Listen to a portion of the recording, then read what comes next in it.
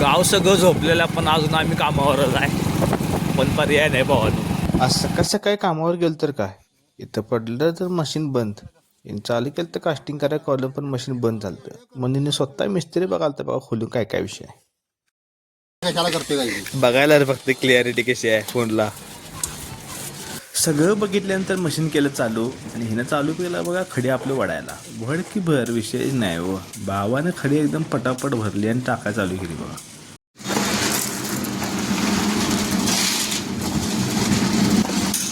त्यानंतर हिनं उचललं आपलं सिमेंटचं पोतं. सिमेंटचं पोतं दिल्याने टाकलं बघा. त्यानंतर ना आपल्याला मिक्सरमध्ये चालू केलं फिरवायला आणि इकडे चालू होतं हिने वतायला.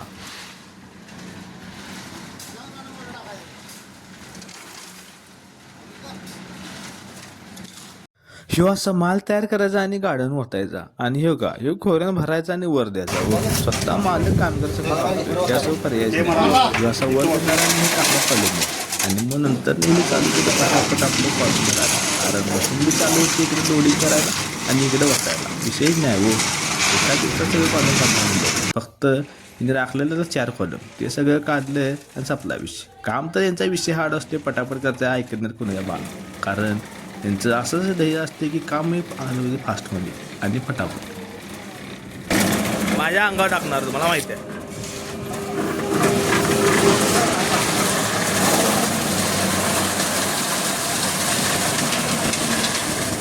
त्यानंतर गेलो आपण आपल्या दुसऱ्या साईडवर. तिथं चालू होतं स्लॅब जोडायला. शेतकऱ्यांनी आता आपण आपल्या साईटवर पोहोचलो आणि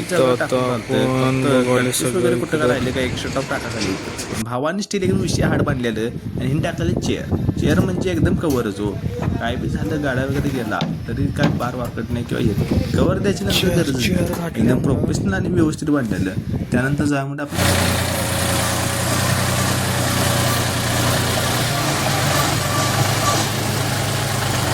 त्यानंतर आपली आज होती नाईट ड्युटी म्हणजे संध्याकाळचं काम चालू होतं आपलं मुरुम भरायला आणि आणि त्याला फजा ट्रॅक्टरवर टाकला. विषयच नाही.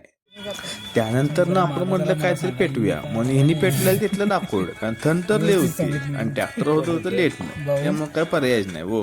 हिने आपलं पेटवलं लाकूडानं चालू केलं गप्प्या.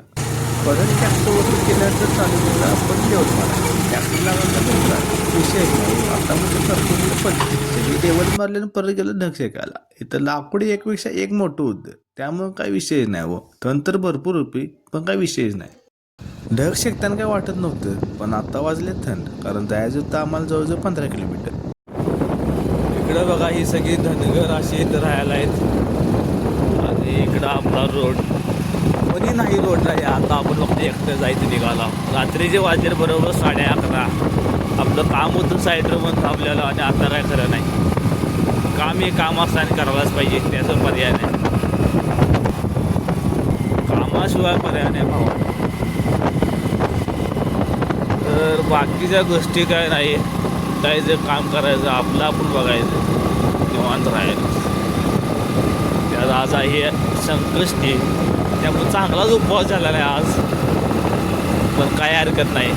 उपवासामुळं तरी काहीतरी गणपती बाप्पाने बी ठरलेलं आहे काहीतरी हाय. आणि आत्ता आपल्या घरातनं फोन आला आहे उद्या थांबवू द्या. गाव सगळं झोपलेलं पण अजून आम्ही कामावरच आहे. पण पर्याय नाही भावा. येऊन एकदा पोचलो घरात पण अवतार काय बघण्यासारखं नव्हतं. मग काय सगळं आवरून जरा फ्रेश होऊया म्हणलं आणि जेवूया कारण पर्यायच नाही. भूक तर लागलेली. मग काय जेवणार आपलं होतं चपाती नाही तर भाकरी आणि आपलं होतं भेंडी खाली आणि मस्तपैकी झोपायचं म्हणले कारण आज चालता ताप लईच. मग काय